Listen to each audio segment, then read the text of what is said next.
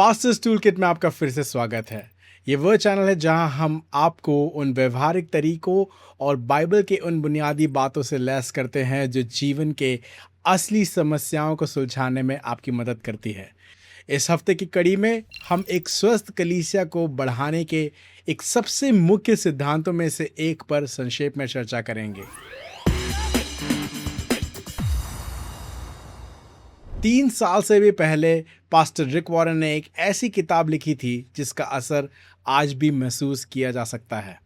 शायद आपको लग रहा होगा कि हम उद्देश्य चलित जीवन, द पर्पस ड्रिवन लाइफ की बात कर रहे हैं। हमें वो किताब भी पसंद है और हम उसे इस्तेमाल करने की सलाह भी देते हैं, लेकिन नहीं, हम उस किताब की बात कर रहे हैं जो उन्होंने 7 साल पहले लिखी थी, जिसका नाम उद्देश्य चलित कलीसिया, द पर्पस ड्रिवन चर्च है। हम इस किताब को पढ़ने की पूरी सलाह देते हैं और अभी हम आपको इसका एक बहुत ही छोटा सार देंगे, लेकिन हमारे साथ बने रहिए। ये सोचकर मुंह मत सिकोड़िए या वीडियो बंद मत करिए कि मुझे किसी बूढ़े अमेरिकन व्यक्ति की ज़रूरत नहीं जो मुझे दुनिया के दूसरे कोने में बैठकर ये बताएगा कि भारत में, इंडिया में कलीसिया कैसी चलानी चाहिए।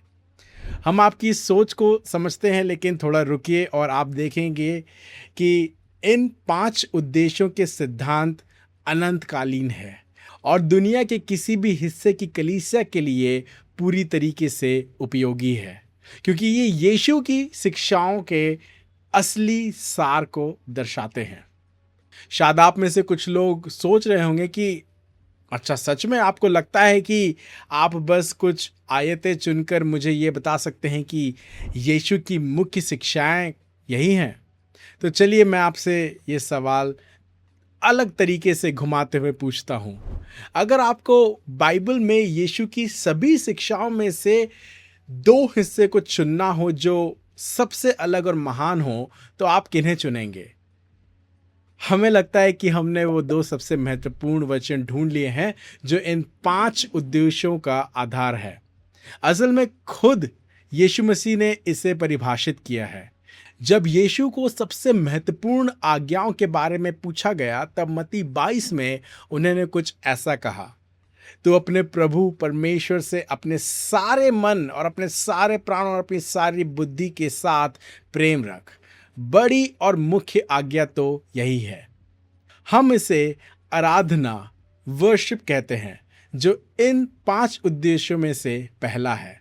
इसके बाद यीशु आगे कहते हैं, और उसी के समान ये दूसरी भी है कि तू अपने पड़ोसी से अपने समान प्रेम रख।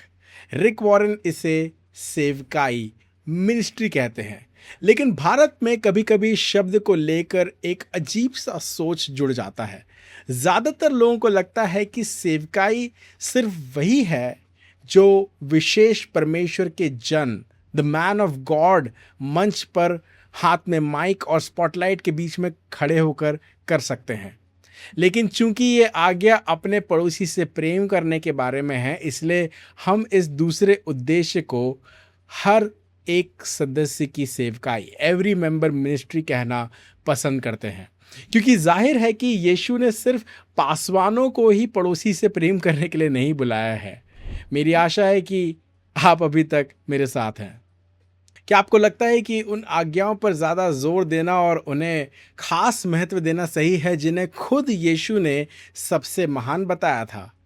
यह तो अच्छी बात है, क्योंकि अभी 3 और बाकी हैं। मत्ती की ही किताब में जब आप अध्याय 28 निकालेंगे, मुझे यकीन है कि आप समझ गए होंगे कि हम किस तरफ आगे बढ़ रहे हैं। जब यीशु ने अपने चेलों को आखिरी निर्देश दिया, तो हम उसे महान आज्ञा, द ग्रेट कमीशन कहते हैं। उन्होंने कहा, इसलिए तुम जाओ और सब जातियों के लोगों को चेला बनाओ। हम इसे सुसमाचार प्रचार, इवेंजलिज्म का उद्देश्य कहते हैं। और उन्होंने आगे कहा कि उन्हें पिता और पुत्र और पवित्र आत्मा के नाम से बपतिस्मा दो। यीशु द्वारा दिए गए इस उद्देश्य को हम संगति, फेलोशिप कहते हैं, क्योंकि हम नए लोगों को परमेश्वर के परिवार में स्वागत कर रहे हैं। और आखिर में उन्हें सब बातों में जो मैंने तुम्हें आज्ञा दी है मानना सिखाओ। ये यीशु मसीह का पांचवा और आखिरी उद्देश्य है, जिसे हम शिष्यता, डिसाइपलशिप कहते हैं। हम सभी जानते हैं कि सिर्फ नए मसीही बच्चे पैदा करने पर ध्यान देना काफ़ी नहीं है, बल्कि यीशु ने कलीसियाओं को जो असली काम सौंपा था, वह असल में चेला बनाना था। हमें उम्मीद है कि आप इस बात से सहमत होंगे कि यीशु की इन दो प्रमुख शिक्षाओं को टालना नामुमकिन है। अब जबकि ये सब आपके मन में स्पष्ट है, तो अपनी कलीसिया और सेवकाई में इस्तेमाल करने के लिए एक गुप्त हुनर, एक सीक्रेट स्किल ये है कि कलीसिया को तंदुरुस्त रहने के लिए जानबूझकर इन पांचों उद्देश्यों के बीच संतुलन बनाए रखना चाहिए। अक्सर होता यह है कि एक पासवान या कलीसिया का अगुवा किसी एक उद्देश्य में बहुत ही ज़्यादा प्रभावशाली होता है या उससे बहुत प्रेरित होता है, इसलिए उसका सारा ध्यान और सारा समय उस एक चीज़ में ही चला जाता है। हम फिर से कह रहे हैं कि हमें ये सभी उद्देश्य पसंद है और इनमें से कोई भी बुरा नहीं है, लेकिन अगर यीशु की किसी एक मुख्य आज्ञा पर इतना ज़्यादा ध्यान दिया जाए कि बाकी सब नज़रअंदाज हो जाए, तो संतुलन बिगड़ जाएगा। मान लीजिए कि कोई कलीसिया आराधना, वर्शिप पर ज़रूरत से ज़्यादा जोर देती है।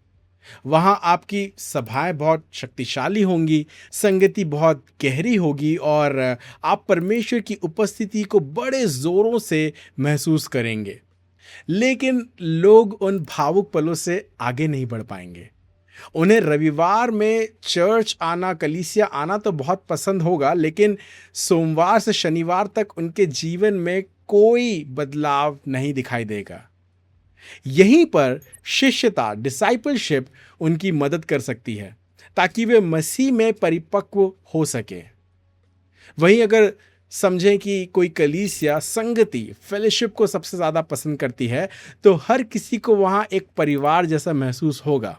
कलीसिया का माहौल बहुत ही गर्मजोशी से भरा होगा, स्वागत करने वाले लोग और एक दूसरे से मेल मिलाप करने वाले लोग बसे होंगे, लेकिन उनका ध्यान कलीसिया के बाहर के लोगों पर नहीं जाएगा और कोई नया व्यक्ति शायद उस संगति के बीच में ना जुड़ पाए। ऐसी स्थिति में सुसमाचार प्रचार, इवेंजलिज्म कलीसिया को संतुलित कर सकता है ताकि वह तंदुरुस्त तरीके से बढ़ सके, स्वस्थ तरीके से बढ़ सके। यहाँ कुछ व्यवहारिक सुझाव दिए गए हैं जो इस बात पर निर्भर करता है कि आपने अपने सेवकाई में किस उद्देश्य को सबसे कमज़ोर पाया है। अगर आपकी कलीसिया में आराधना सबसे कमज़ोर कड़ी है, तो एक अच्छा और आसान तरीका ये होगा कि आप हफ्ते में 1 घंटे की प्रार्थना सभा या आराधना की सभा को शुरू करें। अगर आपके कलीसिया में आप सर्व सदस्य सेवकाई मिनिस्ट्री को, एवरी मेंबर मिनिस्ट्री को कमज़ोर पाते हैं, तो आप हर एक सदस्य को कलीसिया में कोई ना कोई भूमिका ढूंढने में मदद कर सकते हैं। लोगों को केवल उपभोक्ता ना बनाएं, एक कंज्यूमर ना बनने दें जो कि सिर्फ सुनने आते हैं, बल्कि उन्हें योगदान देने वाले कंट्रीब्यूटर्स बनने में आप प्रोत्साहित करें। मान लीजिए आपके कलीसिया में संगति को मजबूत आप करना चाहते हैं, तो आप छोटे समूह, स्मॉल ग्रुप्स बना सकते हैं जहां लोग एक दूसरे के साथ एक पारिवारिक रिश्ते के समान जुड़ सकें और एक दूसरे के साथ व्यवहार कर सकें। अगर आपको लगता है कि आपकी कलीसिया में सुसमाचार प्रचार, इवेंजलिज्म को आप बढ़ावा देना चाहते हैं, तो आप कुछ सदस्यों के साथ मिलकर एक वर्कशॉप कर सकते हैं। इसमें उन्हें आसान तरीके से सिखा सकते हैं कि वे अपनी गवाही कैसे दे सकते हैं कि यीशु ने उनके जीवन में किस प्रकार बदलाव किए हैं। और शिष्यता के लिए आप एक बाइबल अध्ययन, बाइबल स्टडी शुरू कर सकते हैं जहां सदस्य जानबूझकर परमेश्वर के वचन को अपने रोज़मर्रा के जीवन में लागू करना सीख सकें और बढ़ सकें। ये तो बस शुरुआत करने के लिए कुछ बातें हैं। कोई ऐसा नियम नहीं है जो हर जगह एक सा काम करता हो। आप अपनी कलीसिया को सबसे बेहतर जानते हैं और हो सकता है कि आपके पास अपने क्षेत्र के हिसाब से इससे भी बेहतर सुझाव हो। सबसे ज़रूरी बात यह है कि आप कदम उठाना शुरू करें। इनमें से किसी एक को आजमाएं और अगर पहली बार में ये काम ना करे तो निराश ना हो। बस अपना तरीका बदले और कुछ नया आजमाएं, लेकिन हार ना माने। एक छोटे पौधे या एक छोटे बच्चे के बारे में सोचिए। आपको किसी बच्चे को बढ़ने के लिए आज्ञा नहीं देनी पड़ती। आप उसे ये नहीं कहते कि यीशु मसीह के नाम से तू बड़ा हो जा। आप किसी पौधे को खींचकर उसे लंबा नहीं करते। क्यों? क्योंकि परमेश्वर ने उनके अंदर पहले से ही बढ़ने के लिए उस गुण को दिया है। जब तक वे तंदुरुस्त हैं और उन्हें सही माहौल मिल रहा है, जैसे कि सही पानी, सही देखभाल, सही खाना, तो वो अपने आप ही बढ़ते जाएंगे। कलीसिया के साथ भी ऐसा ही होता है।